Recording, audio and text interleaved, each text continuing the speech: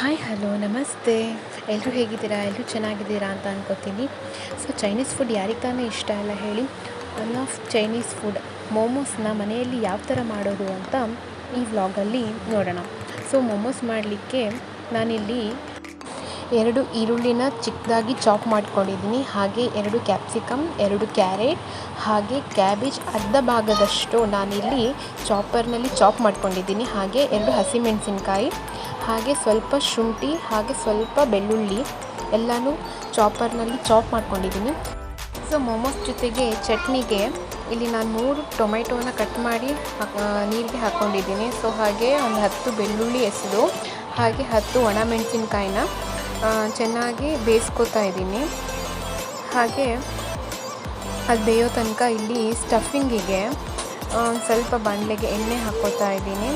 ಹಾಗೆ ಎಣ್ಣೆ ಕಾದ್ಮೇಲೆ ಚಿಕ್ಕದಾಗಿ ಚಾಪ್ ಮಾಡ್ಕೊಂಡಿರೋಂಥ ಶುಂಠಿ ಹಾಗೂ ಬೆಳ್ಳುಳ್ಳಿ ಮತ್ತು ಹಸಿಮೆಣಸಿನ್ಕಾಯಿನ ಹಾಕ್ಕೊಂಡು ಚೆನ್ನಾಗಿ ಫ್ರೈ ಮಾಡಬೇಕು. ಒಂದು ಸ್ವಲ್ಪ ಅದು ಹಸಿ ವಾಸನೆ ಹೋಗಬೇಕಾಗತ್ತೆ.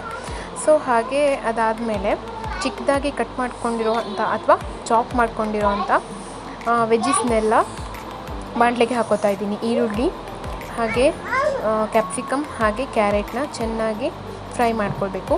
ಕ್ಯಾಬೇಜ್ನ ನಾನಿಲ್ಲಿ ಲಾಸ್ಟ್ನಲ್ಲಿ ಆ್ಯಡ್ ಮಾಡ್ಕೊತಾ ಇದ್ದೀನಿ. ಸೊ ಕ್ಯಾಬೇಜು ತುಂಬ ಹೊತ್ತು ಬೇಯಿಸ್ಕೊಳ್ಬೇಕಂತಿಲ್ಲ, ಬೇಗನೆ ಬೆಂದುಬಿಡುತ್ತೆ. ಸೊ ಎಲ್ಲ ವೆಜಿಟೇಬಲ್ಸ್ನು ಈ ಥರ ಚಿಕ್ಕದಾಗಿ ಚಾಪ್ ಮಾಡ್ಕೊಳ್ಬೇಕು. ಸೊ ಹಾಗೆ ಸ್ವಲ್ಪ ಸಾಲ್ಟ್ನ ಆ್ಯಡ್ ಮಾಡ್ಕೊಡ್ತೀನಿ. ಹಾಗೆ ಸ್ವಲ್ಪ ಪೆಪ್ಪರ್ ಪೌಡರ್ನು ಸಹಿತ ಇದಕ್ಕೆ ನಾನು ಆ್ಯಡ್ ಮಾಡ್ಕೊತಾ ಇದ್ದೀನಿ. ಮತ್ತೇನು ಮಸಾಲ ಪೌಡರ್ಸ್ ಹಾಕಬೇಕಂತ ಇಲ್ಲ. ಇವೆರಡು ಹಾಕಿಬಿಟ್ಟು ಚೆನ್ನಾಗಿ ಒಂದು 2 ನಿಮಿಷ ಫ್ರೈ ಮಾಡಿಕೊಂಡ್ರೆ ಆಯಿತು. ಸೊ ಬೇಯಿಸ್ಕೊಂಡಿರೋಂಥ ಟೊಮೆಟೊ, ಒಣಮೆಣಸು ಹಾಗೆ ಬೆಳ್ಳುಳ್ಳಿ ಜೊತೆಗೆ ನಾನಿಲ್ಲಿ ಒಂದು 6 ಗೋಡಂಬಿನೂ ನೆನೆಸಿಟ್ಕೊಂಡಿದ್ದೆ.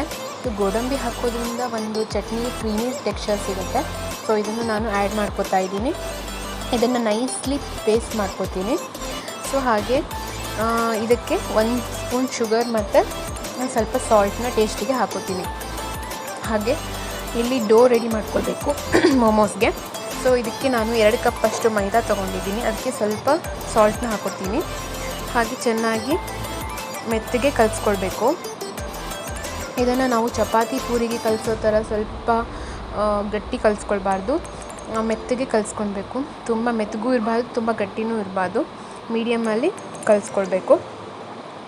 ಸೊ ಈಗ ನಾನು ರೌಂಡಾಗಿ ಒಂದು ಚಪಾತಿ ಥರ ಲಟ್ಸ್ಕೊಂಡು ಹಾಗೆ ಒಂದು ಚಿಕ್ಕದು ಬೌಲ್ ತೊಗೊಂಡು ಕಟ್ ಮಾಡ್ಕೊತಾ ಇದ್ದೀನಿ. ಇಲ್ಲ ಅಂತಂದರೆ ನೀವು ಪೂರಿಗೆ ಹೇಗೆ ನಾವು ಲಟ್ಸ್ಕೊತೀವಲ್ಲ ಆ ಥರನೂ ಲಟ್ಸ್ಕೊಳ್ಬೋದು. ಸೊ ನಾನು ಇಲ್ಲಿ 2 ಥರನೂ ಮಾಡಿ ತೋರಿಸ್ತಾ ಇದ್ದೀನಿ.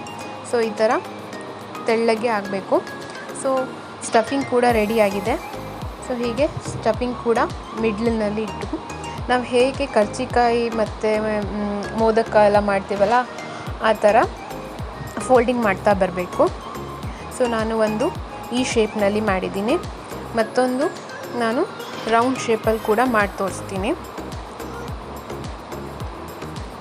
ನೋಡಿ, ಈ ಥರ ಸ್ಟಫಿಂಗ್ಸ್ನ ಮಿಡ್ಲಿನಲ್ಲಿಟ್ಟು ಈ ಥರ ಮೋದಕ ಹೇಗೆ ನಾವು ಕಟ್ತೀವಲ್ಲ ಸೊ ಆ ಥರ ಮಾಡ್ಬೋದು. ಸೊ ಮೋಮೋಸ್ನ 2 ಶೇಪ್ನಲ್ಲಿ ನಾವು ಮಾಡ್ಬೋದು.